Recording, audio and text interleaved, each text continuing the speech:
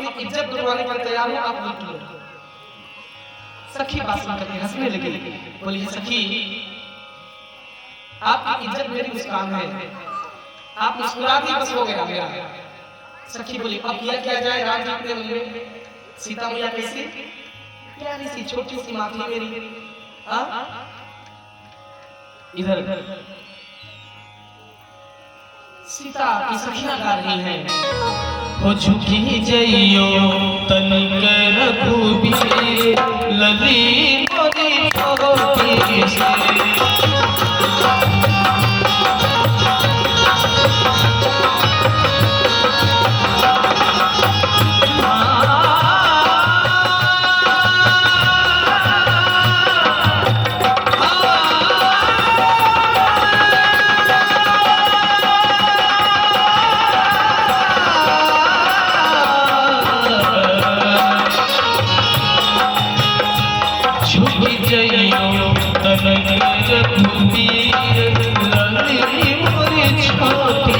से।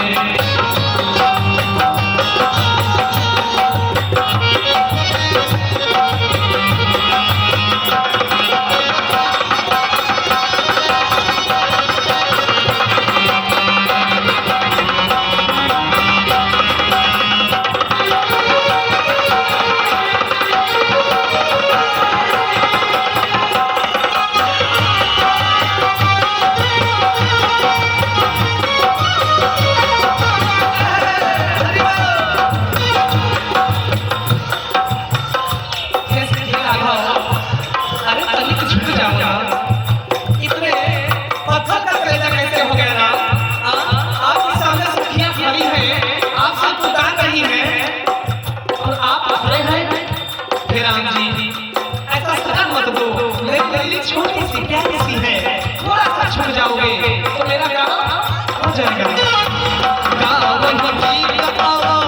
लोक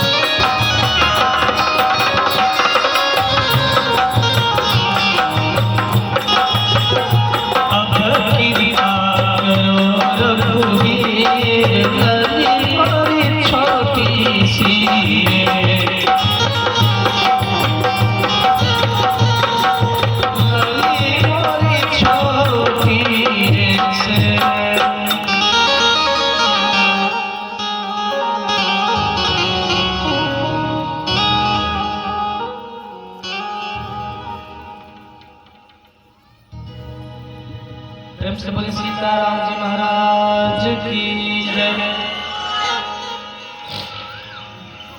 सीता मैया की बात सुन करके सीता माता सखियों की बात सुन करके हंसने लगी। इधर सखिया बोली, सखिया लक्ष्मण जी को संकेत की, हे लक्ष्मण भैया थोड़ा सा यदि आप राम जी को प्रणाम कर देते, आप राम जी को प्रणाम कर देते तो राम जी आपको उठाने के चक्कर में जबरदस्ती झुक जाते, और जब झुक जाते तो मौके पे चौका पे छक्का मार दिया जाता। जैसे ही लक्ष्मण जी ने भैया राम को प्रणाम किया।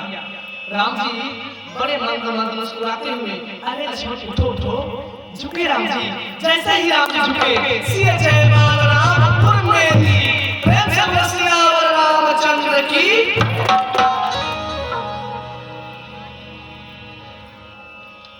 सुपर आशा चल करके कथा में आए परम आदरणीय सम्मानित श्री बड़े भैया श्री हरचंद लाल यादव जी और दादाजी का नाम तो एक बार आप दोनों विद्वानों के लिए जोरदार ताली बजा दीजिए। बहुत बहुत धन्यवाद।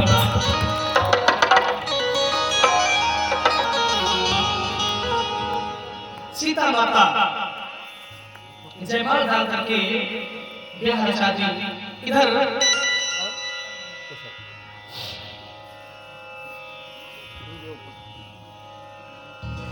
सदानंद जी क्या बोले,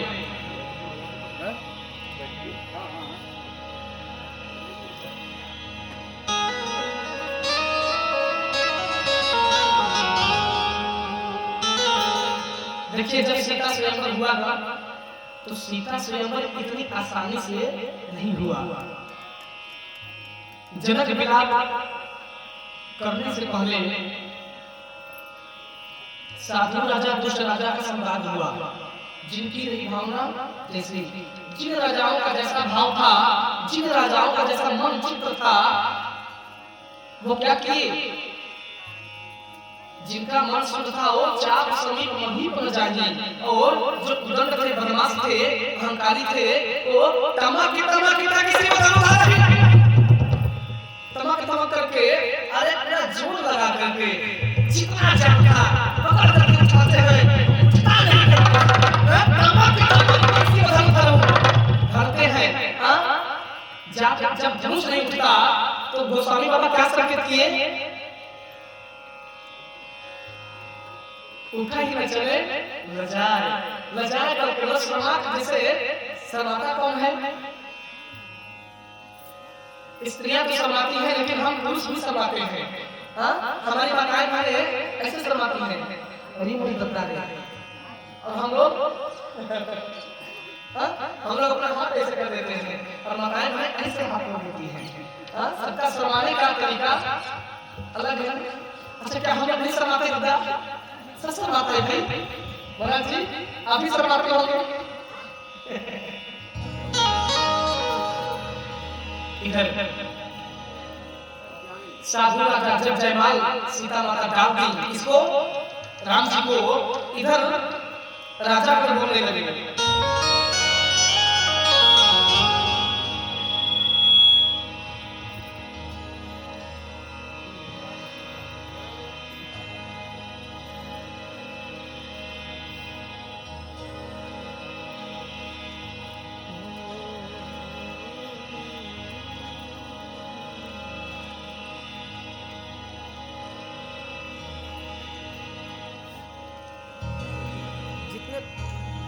जितने प्रकार के समाज में राजा हैं सब उटपटांग भरी बात कर रहे हैं, और बात ऐसे कर रहे हैं, कोई कह रहा है इन वर और वधू को जबरदस्ती पकड़ करके हरण करके ले चलो और इनसे युद्ध करके इस स्त्री को हर लिया जाएगा। कोई कहता है नहीं, दोनों महाराजाओं को बंदी बना लो और दोनों को वर और वधू को आग लगा के जला दो। कोई बोलता है नहीं, इनको जो ऐसा करने के बारे में सोचेगा पहले हमसे युद्ध करना पड़ेगा। तरह तरह के राजा, और जानते हैं सबसे बड़ी बात देखे तो जब था जो धनुष तोड़ नहीं पाया, जो उठा ही न चला ही लजाया, जो लजा गया था, जो शर्मा गया था, अब उसको गुस्सा न आए, क्रोध न आए, तो बेचारा करे क्या? जैसे बात है, वो वीर था, समाज में उसका महाराज अपमान हुआ है। हमारा चाहे आगे अभी समाज में पास हो जाएगा तो किसका जान लेंगे? राजा कह रहे हैं, जो राजा आग लगाने के लिए, जबरी पकड़ करके ले चलने के लिए, महाराज को बंदी बनाने के लिए बात कर रहे हैं, उनका सब क्रोध धरा का धरा आ गया। कब? जब परशुराम जी आए तब प्रेम से बोलिए भगवान परशुराम की जय। इतने राजा आपस में बात कर ही रहे थे सीता माता डर गई, कहीं राजा गण युद्ध न करे, नहीं तो फिर क्या होगा। तब तक क्या हुआ, शायद गोस्वामी बाबा को यह मंजूर नहीं था कि ऐसा हो सीता माता और मेरे प्रभु के शुभ काम में कोई विघ्न आए। उसी समय तुलसीदास बाबा परशुराम जी महाराज को भेज दिए, मानस में संकेत कर दिए गोस्वामी बाबा, क्योंकि उसे रहा नहीं गया, क्योंकि यह क्या है, आरती पूर्ण नारे। शुभ काम में यदि कोई विघ्न आ जाएगा तो मेरे गोस्वामी बाबा को या मेरे हनुमान जी महाराज को तनिक भी पसंद नहीं है, इतना भी पसंद नहीं है। जैसे मंच में मैं आरती के बाद बैठ जाता हूँ ना, समझिएगा, मंच में मैं आरती पे बैठ जाता हूँ तो अब यहाँ पे आकर हनुमान जी महाराज, हाँ भले ही हम लोगों को इनको बुलाने का आचरण न हो, हम लोग बुद्धिहीन हैं, लेकिन वो आकर के सुनते हैं। और जहाँ भगवान आकर के बैठ जाए उस स्थान पे आम जनता को आना, यह मेरे हिसाब से धर्म नहीं है। बाकी आप लोग हिसाब से हो सकता है, लेकिन मेरे हिसाब से धर्म नहीं है। उसका आने जाने का समय है, आरती के बाद अंत में, आरती शुरुआत में अगर भगवान को कथा में आना है, गुरुदेव महाराज का आशीर्वाद लेना है, यहाँ पूजा करना है, तो आरती से पहले आना जरूरी है। और आरती के बाद व्यास जी महाराज हनुमान जी को सब देवताओं को बुलाते हैं मंच में। उस समय अगर आना जाना रहेगा तो भगवान आएंगे क्या, आप विचार करिए, विद्वान नहीं, भगवान आने के लिए मैं भगवान को बुला रहा हूँ, आप ही लोग आ जा रहे हैं मंच पे, तो कल से माताएं हमारे ध्यान देंगी इस बात का।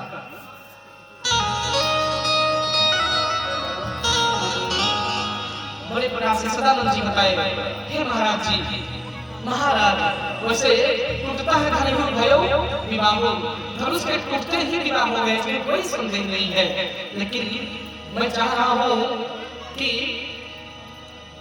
अयोध्या में महाराज दशरथ के पास न्योता भेजा जाए और बड़े आदर से सब कुशल बारात आए और विधि विधान से मुहूर्त के साथ, नियम संयम के साथ बारात हो और विवाह हो, ऐसा मेरी इच्छा है। महाराज जनक प्रसन्न हो गए। प्रेम से बोले सदानंद महाराज की जय।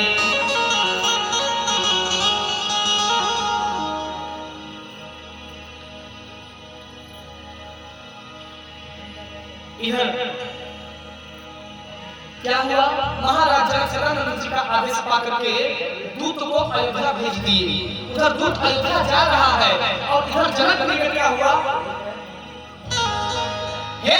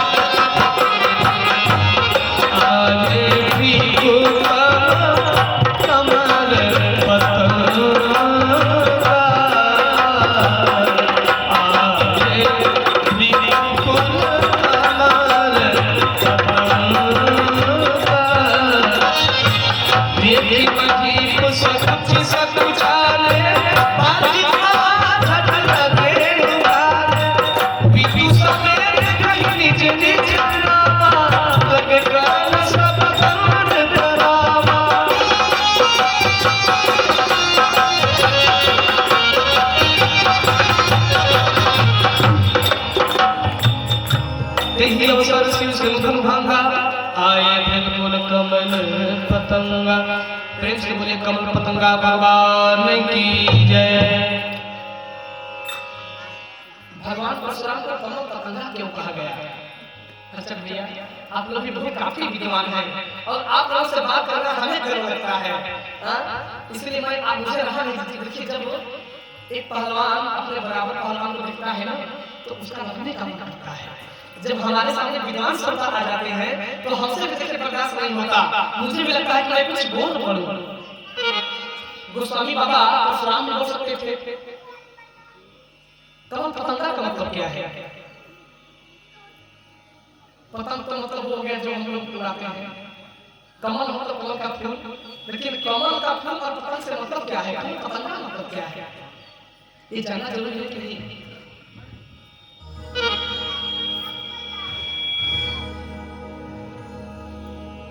कमल पतंगा। कमल पतंगा का अर्थ ये है, गोस्वामी बाबा बोले परशुराम जी भगवान का उनका सारा चित्र आचरण कमल पतंगा के व्याख्या नाम नहीं डाल दिया। कमल पतंगा कोई नाम नहीं है, बल्कि भगवान की पहचान है परशुराम भगवान की। कमल पतंगा जब आए, कमल की तरह सुंदर दिखने वाली श्वेत वस्त्र धारण की, कंधे पर जन्म है, वृषभ बैलों के सिंह जैसे कंधे हैं उनकी, भगवान परशुराम का ऐसा अद्भुत श्रृंगार है। देखिए महिमा सकल सब जाने। जैसे ही भगवान परशुराम अयोध्या मिथिला में प्रवेश किए, महाराज जनक के दरबार में प्रवेश किए, तब तक पूरे सभा में सभी राजा जैसे भागने के लिए बिल का व्यवस्था करता हो, जैसे बिल्ली को देखकर चिल्ला कर चूहे भाग करते हो, सभी राजा एक वही सकल समझाने, बाज झगड़ा लगे बुलाने, अपने पिता समेत कहीं नीच नीचलावा, लगे करण सब दंड प्रणामा। हे भगवान परशुराम, मैं फलाने का पुत्र हूँ, मेरी जान बख्श दीजिए। यहाँ कैसे आ गया? कौन लगे करण सब दंड प्रणामा? इसमें रहस्य है। जो देख महिम सकल सब जाने, बाज झगड़ा लगे लुकाने, जो बड़ी बड़ी बातें कर रहे थे राजा मुझे से खलनायक बन करके, वो सबसे आगे थे। इसलिए जो सबसे आगे थे वो ज्यादा बोल रहे थे, और जो सबसे पीछे राजा थे वो नहीं बोल रहे थे। इसलिए उनको भागने में मौका मिल गया, और जो ज्यादा बोल रहे थे, जो सबसे आगे थे, उनको भागने में मौका नहीं मिल पाया। इसीलिए जो राजा बच गए, पितु समेत कहीं नहीं नामा, लगे कर सब दंड प्रणामा। पुनः सब कंठ मुरे बाबू विशाला, चार जने माल मृग छाला।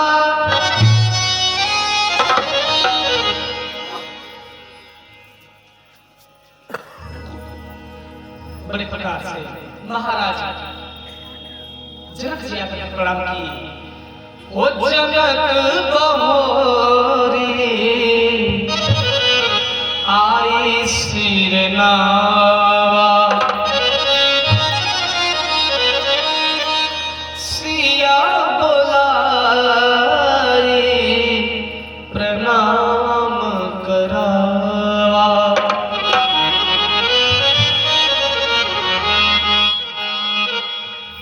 जनक जी आकर के प्रणाम किए, सीता माता को बुला करके प्रणाम करवाए। आशीष से दिन सखी हर्षानी, निज समाज में गई सयानी, सखियां सीता माता को अपने समाज में ले गई। इधर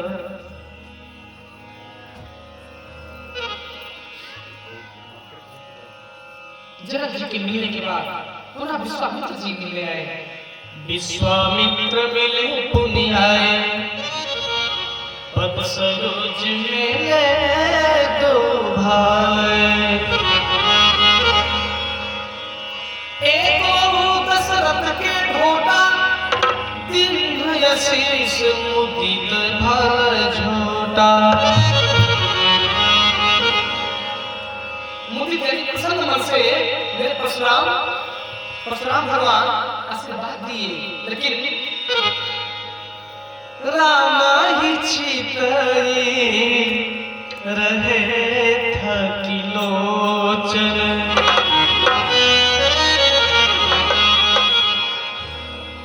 हमसे कोई पूछा कि महाराज जी राम जी का स्वभाव कैसा रहा होगा?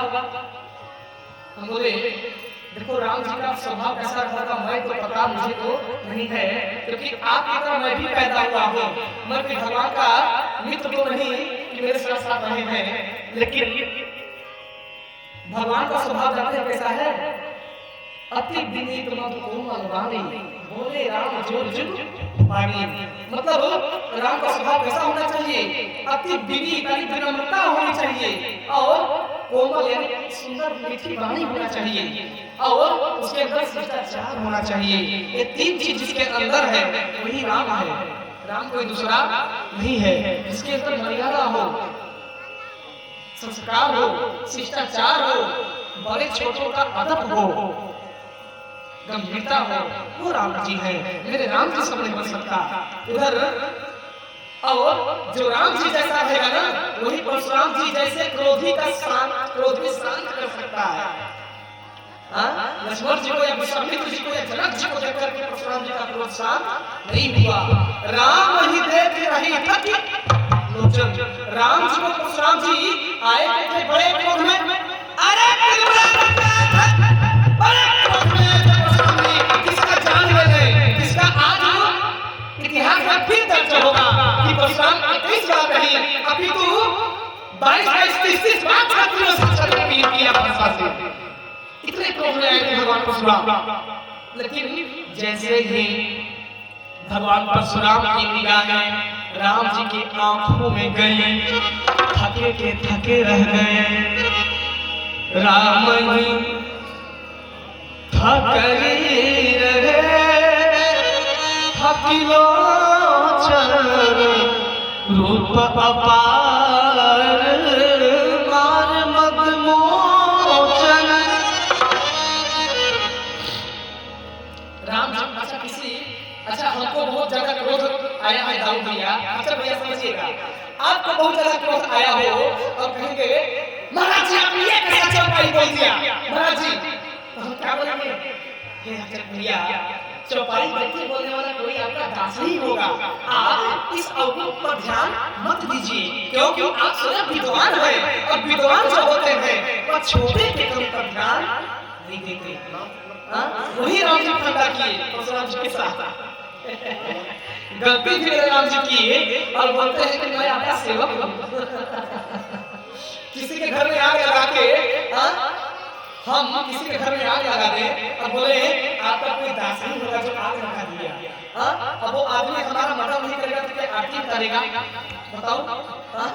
वही बात है, राम जी गलती भी किए और बोलते हैं आपका कोई सेवक ही होगा ना, आगे पसंद आएगा। हाँ जा हेलो आइए। विश्वामित्र जी शिष्टाचार करके जाकर के अपने आसन पर बैठ गए। सब परिचय दिए राम जी का कि एक दो दशरथ के धोता हे भगवान परशुराम, ये दशरथ पुत्र अयोध्या के नरेश राम और लक्ष्मण है, आप इन्हें आशीर्वाद दीजिए।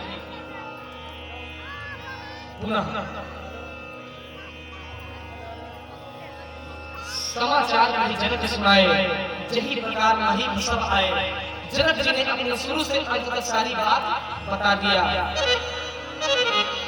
हे हसरत बचाना फिर अनंत निहारे, देखे चाप खंड मही डारे, देखे चाप खंड मही डारे।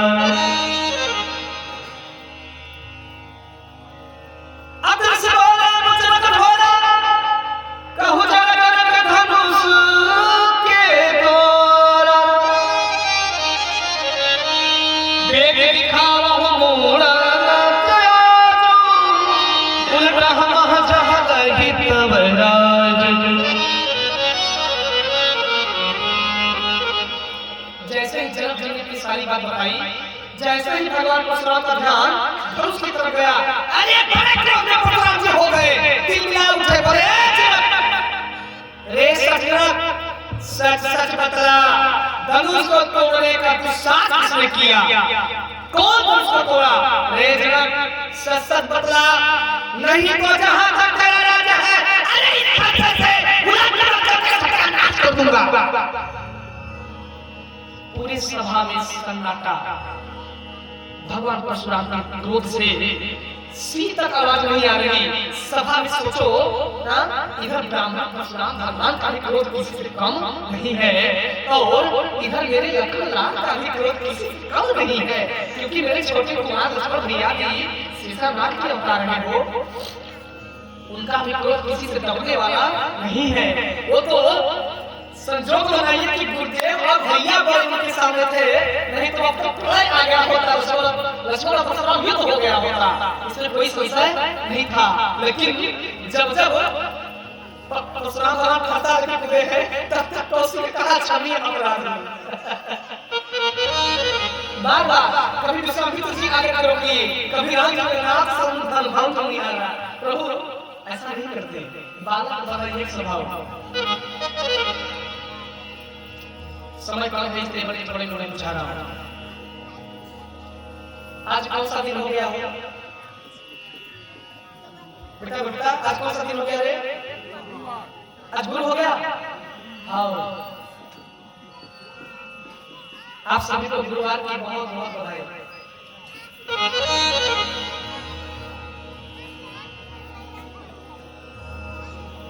बड़े प्रकार से भगवान परशुराम जनक जी को क्या क्या नहीं बोले, बहुत कुछ बोले, लेकिन सभय बिलोक विदेह सब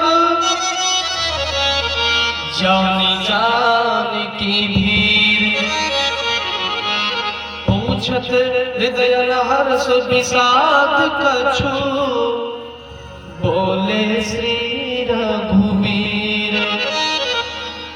राम जी बोले, जब देखे कि परशुराम जी अत्यंत क्रोध में हो गए, तब राम जी अपने मीठी मुस्कान से मुस्कुराए। आप सोचिए, इसी समाज में कोई जाके बहुत गुस्सा में हो जाएगा, हाँ, उसके बीच जाकर कोई हंसने खड़े छोड़िए जरूर अच्छा हुआ और झगड़ा मत कीजिए, तो उसका क्रोध शांत हो जाएगा। बोलिए, जैसे इसी समाज में मान लीजिए हमारे आनंद भैया बहुत बड़े क्रोध में हो जाए, इतना बड़े क्रोध हो जाए कि उनका बहुत बड़ा नुकसान हो गया और क्रोध में हो गए, और हमने आप सभी में से कोई जाके कहे आनंद भैया जो अच्छा हो जाएंगे, हाँ, अरे उनका मन करेगा किसी ने काट के फेंक दे, हो काट के बोटी बोटी कर दे, लेकिन परशुराम जी का क्रोध शांत हो गया। क्यों? क्योंकि मेरे राम जी की मुस्कुराहट में जादू थी, मेरे प्रभु का स्वभाव ऐसा था, इसलिए उनका प्रचंड से प्रचंड परशुराम जी के क्रोध की सामना करने में किसी में सामर्थ्य नहीं है। ब्राह्मण के क्रोध से सामना करने का साहस भगवान में भी नहीं है। अब कई लोगों के मन में विचार करेगा कि महाराज जैसे लोग रहे हैं, मैं ये बात सीना ठोक करके कह सकता हूं, ब्राह्मण का चरण प्रहार भगवान ही सह सकता है, सबके बस की बात नहीं है, और ब्राह्मण का सम्मान भी नारायण सह सकता है, सबके बस की बात भी नहीं। ब्राह्मण का जूठन भी परमात्मा खा सकता है, जूठन उठा भी सकते हैं मेरे राम जी, इनके अंदर कोई ऐसी बात ही नहीं। ये सब बात तो हम लोगों के अंदर है, अपने आप को बहुत बड़े विद्वान बनते हैं, शर्म नहीं आती हम लोगों को। कौन मूर्ख हम लोगों को विद्वान कहता है, कौन नालायक हम लोगों को ज्ञानी कहता है? सोचिए, हम लोग कब से ज्ञानी हो गए? हम लोग कब से ज्ञानी अपने आप को मानने लगे हो? हम लोग को कुछ आता है क्या? लेकिन हम लोग तुलसीदास बनते हैं। राधे राधे।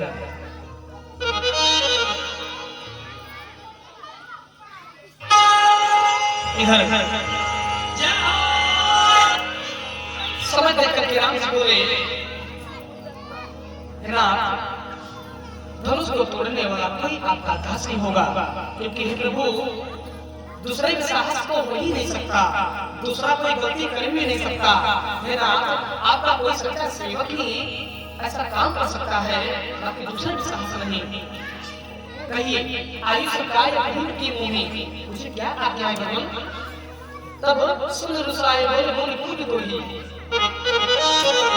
सेवक सोजो कर सेवकाय, अरि करनी करि करि लराय। राम, तुम क्या बोले? राम जी बोले, हे भगवान, मैं तो यही बोला कि हे नाथ, धनुष तोड़ने वाला कोई आपका सच्चा दास नहीं होगा, कोई आपका प्रिय पुत्र नहीं होगा, कोई आपका नौकर होगा, दूसरे में हिम्मत सामर्थ्य नहीं है। परशुराम जी हंसने लगे, बोले मूर्ख, राम पहले एक बात जान लो, यदि तुम्हें बोलना नहीं आ रहा तो बोलना बंद कर दो। बोले प्रभु क्यों? बोले इसलिए क्योंकि सेवक वही है जो सेवकाई करे, जो दृष्टता का काम करे वो सेवक कभी नहीं हो सकता। राम जी बोले प्रभु दृष्टता का काम कैसे हो गया? बोले दृष्टता का काम, अच्छा भैया लक्ष्मण परशुराम संवाद मेरा प्रसंग सुने होंगे, लेकिन आज मैं अलग से संवाद करूंगा। परशुराम जी बोले, राम जी बोले कि नाथ कैसे अज्ञानता की बात कर रहे हैं और दुष्टता क्या है? इसमें तो महाराज जनक की बात, महाराज जनक ने आदेश दिया था, मैंने क्या मनमानी करा था क्या? समाज वाला भी पूछे सबसे, बोलिए आप लोग बोलिए, क्या मैं मनमानी धर्म सुना था क्या? सब लोग बोले नहीं नहीं नहीं नहीं नहीं। एक राजा बोला नहीं, जनक जी तो बड़े क्रोध में हो गए कि अब कोई माई का पैदा ही नहीं हुआ जो धनुष को तोड़ दे। तभी तो लखन सभा को वचन नहीं बोले, टगमगा नहीं दिग्गज बोले हे भगवान परशुराम, वो तो लक्ष्मण भैया नहीं बोले होते तो धनुष भी नहीं टूटता। बात अब राम जी से हट गई, बात अब परशुराम जी का लक्ष्मण जी पे आ गई। तो परशुराम जी एक क्षण लक्ष्मण जी के लिए उसे घूर करने के लिए, तुम्हारे वजह से अपनी छुट्टी है, क्योंकि तुम नहीं क्रोध में बोले होते कि सच्चे योद्धे, सच्चे क्षत्रिय, सच्चे योद्धा अपमान नहीं सह सकते हैं, जिनको सुनने की ताव नहीं, भला वो चुप कैसे रह सकते हैं? हम क्षत्रिय मृगया बनकर ही, हम क्षत्रिय हैं, इंद्रियों का शिकार करना मेरा धर्म है, दूसरों की रक्षा करना मेरा कर्तव्य है, और इसको मैं भूल जाऊं? हे विकर्ण, राम जी बोले पर हमसे भूल हो गई और आप क्षमा कर दीजिए। तब